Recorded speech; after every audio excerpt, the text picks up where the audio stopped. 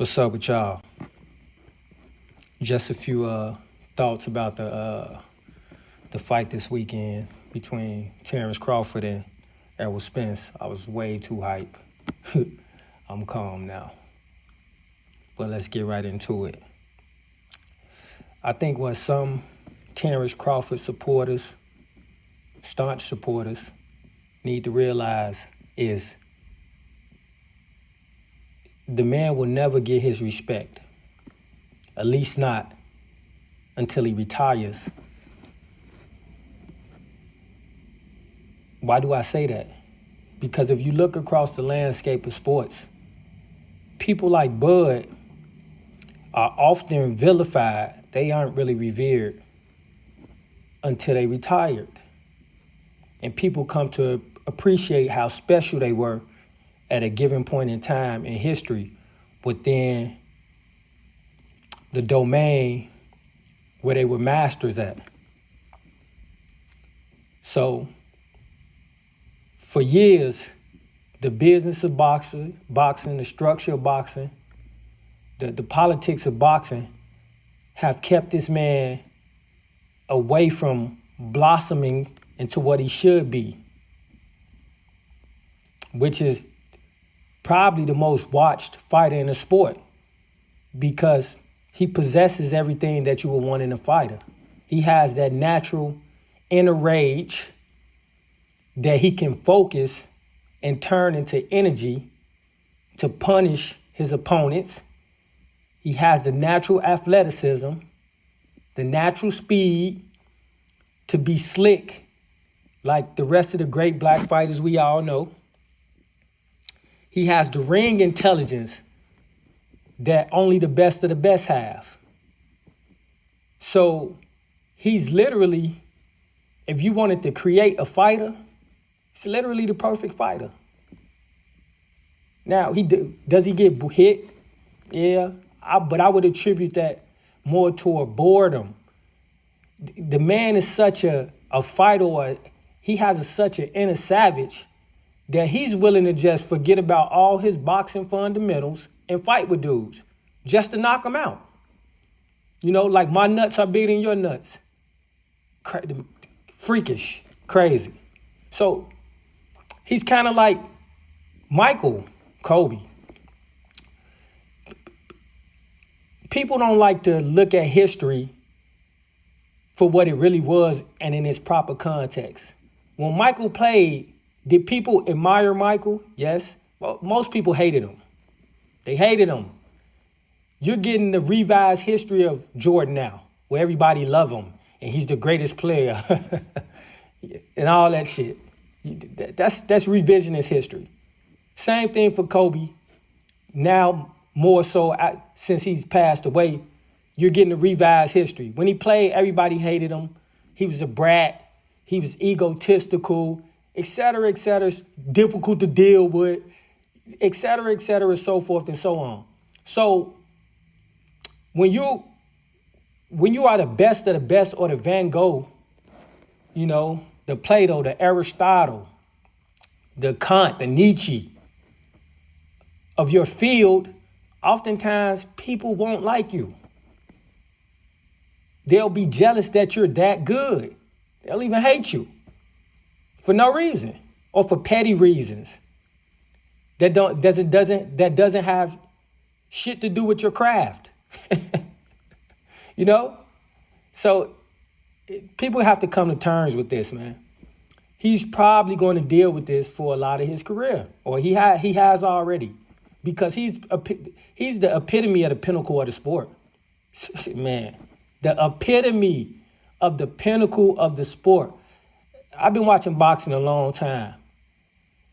And the guy is definitely amongst the greatest I've ever seen put on a pair of gloves. The man can literally do whatever the fuck he want to do in the ring.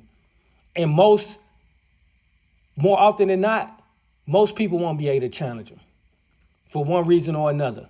Whether they can't cope with the speed, they can't cope with the athleticism, they can't cope with the power. So it just is what it is. Now let's segue to the fight, because like I said, the hate is so strong versus giving him credit, they'll find reasons to imply that he's a cheater, he's on steroids, he's on steroids, he had loaded gloves. That's what happens when you enter the ring with a, for lack of a better term, a superhero type cat that you've made mad for 5 years. That was 5 years of frustration being taken out on Errol Spence. Why? Because his idiot fans who are still running rampant trying to discredit Bud. It's crazy. That's what happened. Errol Spence has never met a man in the boxing ring the level of Bud. You can meet plenty fighters that can fight, but he has never met a man with that type of rage, that type of savagery, that type of beast in him, coupled with that type of God-given ability. That's why it looked like he was stuck in mud. Bud made him look like that. It was just the artistry on display. It was nothing he could do. He had to pay. I told somebody that on one of the videos that it's time to pay. And he had to pay. It was time to cash those checks. You don't think Bud internalized all the shit that you people did to him? The blackballing, the denigration, the disrespect, the crazy shit Earl was saying to him. It just amplified the intensity within the man. But like I said, the guy is a master at what he does. So he understands that I need to channel my rage into something tangible that I can use to help me do what I need to do in regards to boxing. So you're dealing with a guy who understands that, man. And he's been dealing with that his whole life. So he already understands how to channel this energy. His mom treated him the way that she treated him for majority of his life. That's why the man possesses the rage that he has. And he, over the course of time, he learned how to channel the rage into fighting and whooping dudes.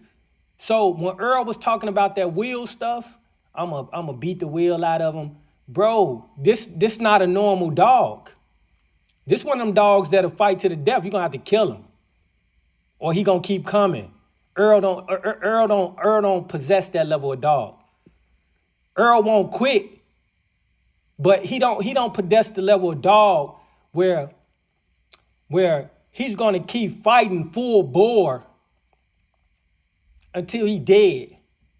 Earl will keep getting up because he's tough. You see what I'm saying? But Bud gonna keep getting up and he gonna keep fighting until you just lay him out flat. Or you just end him. And he the type of dude who, if you whoop him, he gonna catch you again and you gonna fight him again. And if you whoop him, you gonna catch him again and you gonna fight him again. My brother's like that. Of course, he's not the fighter Bud or whatever, but my brother got that type of rage. So I seen it all my life. Man, my brother would get into fights. Sometimes he'd get beat up. Sometimes he wouldn't. But if he got beat up, man, he would go catch the dude hours later, days later, and be fighting with the dude again until he won. I'm talking about until he won in epic fashion. And he always would. Because he just had that type of intensity. Bud got that type of intensity where, man, you gonna have to kill him. You're gonna have to beat it out of him. So Earl looked like that because he was just in there with something that's like a savant, man. And people don't want to give him credit. They rather say that Bud was on something and that he was cheating and that Earl was on something versus just giving him credit. Earl came out the first round and he looked like Errol Spence. See, but what he thought it wasn't. He actually believed the shit that he was saying. He thought he was bigger, so he was just going to go in there and he was going to whoop his ass because he was too little. Because that's what Earl has been relying on all this time. Jab, jab, cross, get on the inside, work the body, break you down, get you out of there through accumulation. So he believed that him being the bigger fighter, he would just go in there and do the same work he been doing. But he was in there with a master who totally undressed him, took everything he wanted to do away from him. And he showed him that. You don't think that discouraged Earl? Like, some of you people are stupid. When somebody takes something away from you, especially your greatest weapon, what are you supposed to do then? So when he showed Earl, you're not stronger than me. You're not going to bully me. I'm going to bully you. What do you think that did to Earl's psyche?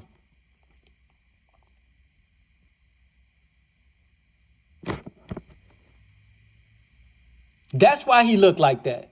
From the second or third round on, Earl looked like a totally different fighter than round one. Now people want to blame it on being weight drained. When Bud hit him and knocked him down, he was so embarrassed. You could see it on his face. He couldn't even believe it. See, but he thought it was a joke because he believed his own press clippings. And when you watch them interact during the press conferences, you could see that Bud wasn't joking. And Errol Spence he thought there was comedy hour.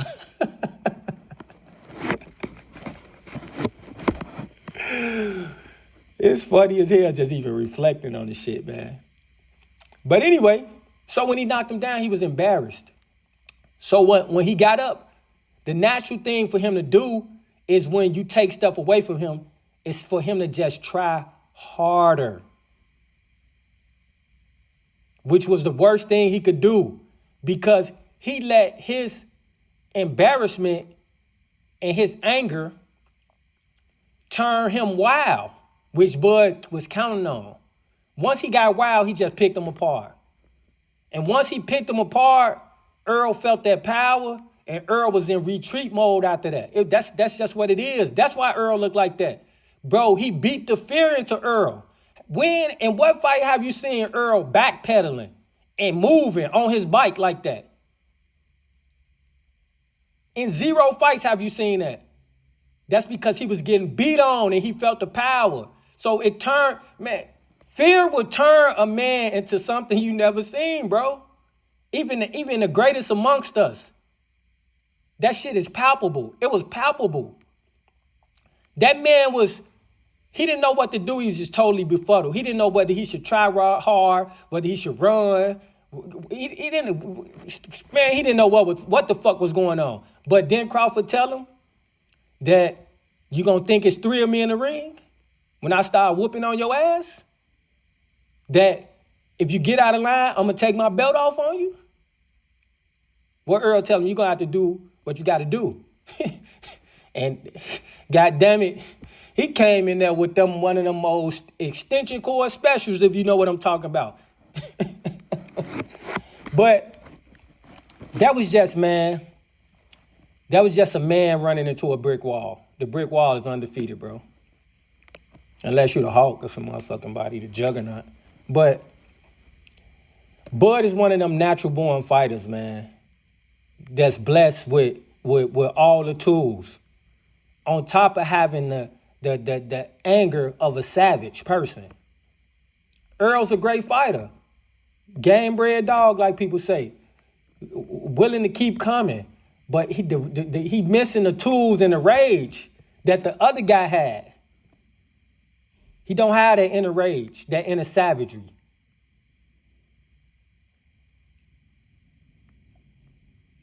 Last but not least, the Spence fans like to call Bud Crawford supporters Bud buddies, right? I guess Spence is a Bud buddy now, huh? Because Bud definitely carried his ass. Because he could have got rid of him from the 6th round on. He could have got rid of that man at any point in time he felt like it. But he showed the man mercy. So I guess Spence a Bud buddy now too. Ain't that ironic? Ain't that ironic? It's also ironic that Green Machine, y'all like disrespecting other fighters, Green Machine gave Crawford a better fight than Spence. That's crazy. That's crazy, right? See, but I'm not dumb enough to not understand that styles make fights.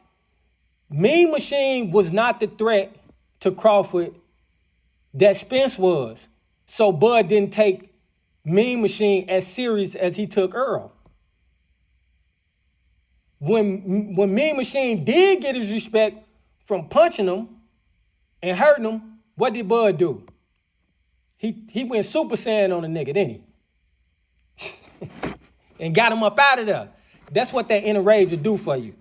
But it's just levels, man. It wasn't no glove tampering, no spike water, all this goofy shit y'all did with Wilder. You know, the same thing y'all did with Wilder, making excuses for him. It was none of that. He was in there, and he thought it was going to go one way. It went drastically different.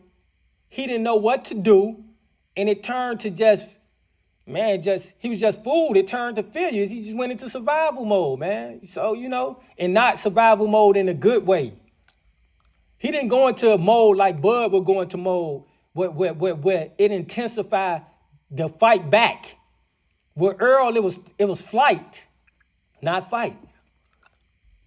That's what happened when you used to bullying people and you finally run into somebody that bully you and you don't understand what to do next. That's all that happened, man.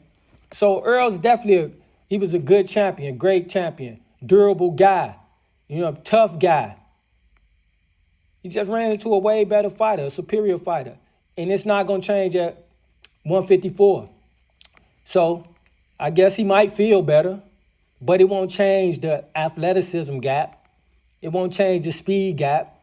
It's probably not going to change the power gap because I told you dudes before, he's not a power puncher like that. He's an accumulation puncher. He wasn't going to hit Bud with one punch and hurt him. I already knew this stuff. So he just don't have shit for Bud. And 154 won't change that. He might get knocked the fuck out to sleep this time.